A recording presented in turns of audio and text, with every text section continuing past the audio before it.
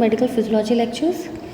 आज का हमारा टॉपिक रहेगा cardiovascular neural control afferent impulse to medullary centres. जो मेन टॉपिक है उसका सब टॉपिक जिसमें हमने पहले अपनी कवर कर लिए हायर सेंटर से जो इंफॉर्मेशंस मेडुलरी सेंटर पहुंच रही थी।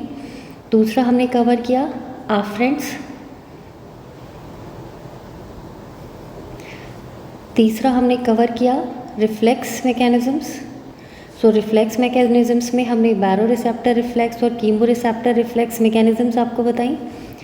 अब हम पढ़ रहे हैं नेक्स्ट इसका part that is direct effect on vasomotor area और last आफ्रेंट fibres from nociceptive stimuli. तो जब ये दोनों टॉपिक पे अलग अलग क्वेश्चन आए तो ध्यान रखिएगा ये सारे मेडुलरी सेंटर से रिलेटेड है।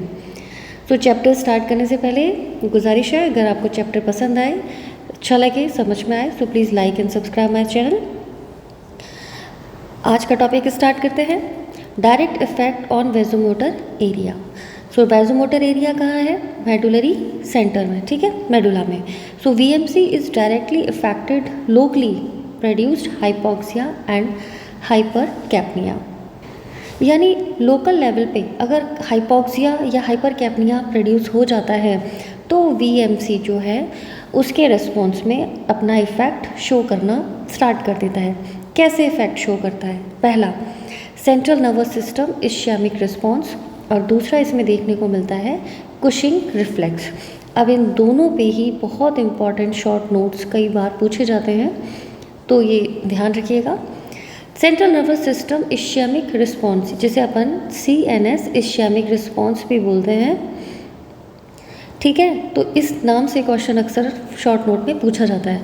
तो शॉर्ट नोट में अगर क्वेश्चन आए तो आप इसे कैसे समझेंगे? Central nervous system CNS ischaemic response. अब इसमें आपको क्या मालूम होना चाहिए कि जब BP फॉल हो जाता है बिलो 60 mmHg के cause decrease blood flow to VMC in brain stem, तो वेजोमोटर सेंटर को ब्लड फ्लो जो है वो कम हो जाता है। कब? जब ब्लड प्रेशर 60 mmHg के बिलो हो जाता है। तो इसकी वजह से क्या हुआ? CNS इश्चीमिया हो गया, ऑक्सीजन की कमी हो गई तो CNS इश्चीमिया हो गया एंड लैक्टिक एसिड और कार्बन डाइऑक्साइड जो है वो एक्यूमुलेट हो गए नियर कहाँ पे? वेजोमोटर सेंटर के, विच एक्साइट, जिन्होंने एक्साइट कर दिया neurons of vasomotor centers very strongly and that cause sympathetic stimulation strongly.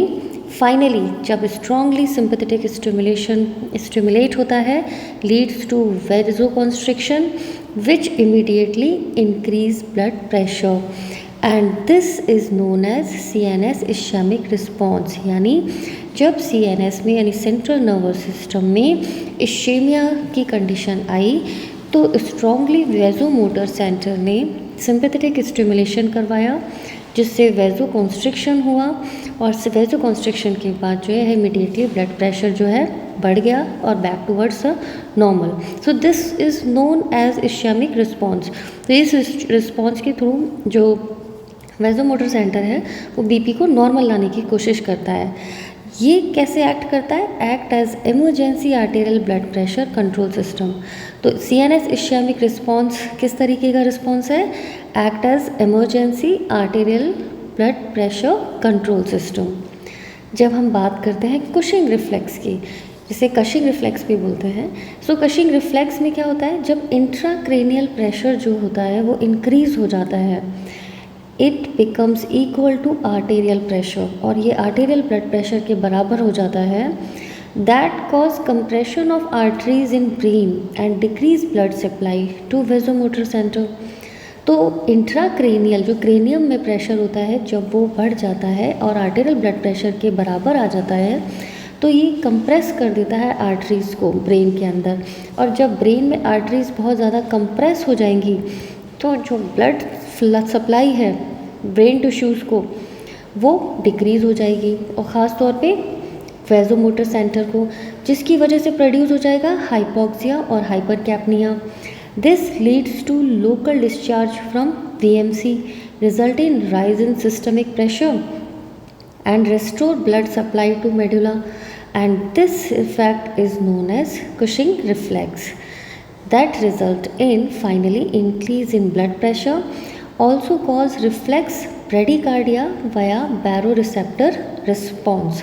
और उसके बाद जैसे ब्लड प्रेशर रेज हो गया लेकिन रिफ्लेक्सली ब्रैडीकार्डिया भी हुआ, किसकी वजह से बैरोरिसेप्टर रिफ्लेक्स रिस्पॉन्स की वजह से हुआ। और फाइनली जो है इम्पॉर्टेंटली ओवरऑल देखने को क्या मिला कि bradycardia is an important feature of raised intracranial pressure, यानी जिस कंडीशन में इंट्राक्रेनियल प्रेशर इंक्रीज हो जाएगा, ब्लड प्रेशर इंक्रीज हो जाएगा, लेकिन फाइनल रिस्पॉन्स जाके क्या रहेगा, ब्रैडीकार्डिया, क्योंकि बैरोरिसेप्टर रिस्पॉन्स वहाँ पे एक्ट करेगा। सो कुशिंग रिफ्लेक्स पे अगर शॉर्ट नोट आए तो ये पूरा मैटर जो है वो आपको मेंशन करना पड़ेगा कि जब बढ़ जाता है intracranial pressure arterial blood pressure के बराबर हो जाता है, आर्टरीज जो है ब्रेन में कंप्रेस हो जाती हैं, ब्लड सप्लाई वेजोमोटर सेंटर को डिक्रीज हो जाती है, that produce hypoxia and hypercapnia and which lead to local discharge from vasomotor centre. और ये लोकल डिस्चार्ज करता है सिस्टमिक ब्लड प्रेशर को और रिस्टोर करने की कोशिश करता है वापस से ब्लड सप्लाई टू मेडुला, और इसे बोलते हैं कुशिंग रिफ्लेक्स। ठीक है, नेक्स्ट आता है आफ्रेंट from nociceptive stimuli.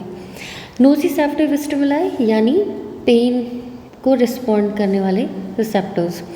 So pain sensation also affect vasomotor centre and evoke either pressure और डिप्रेसर रिफ्लेक्स इफेक्ट। और जो पेन सेंसेशंस हैं वो भी वेजोमोटर सेंटर को इफेक्ट करते हैं, किसके थ्रू, आइदर बाय प्रेसर और bye depressor reflex effect.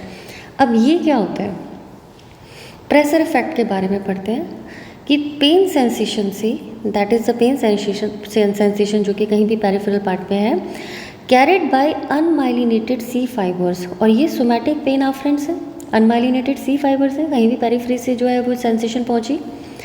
Stimulate pressure area of vasomotor centre.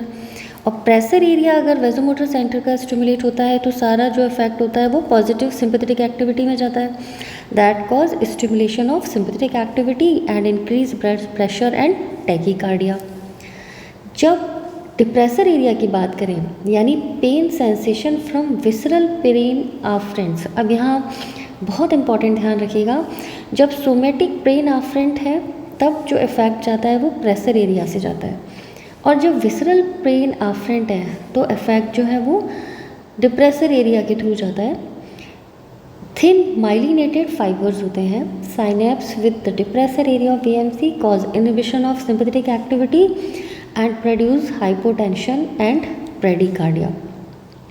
So these are the two different effects on different part of VMC कि जब somatic pain afferent fibres stimulate होते हैं तो pressure effect के through क्या होगा, increase sympathetic activity and increase blood pressure, increase in heart rate जिसे हम बोलते हैं टैकीकार्डिया।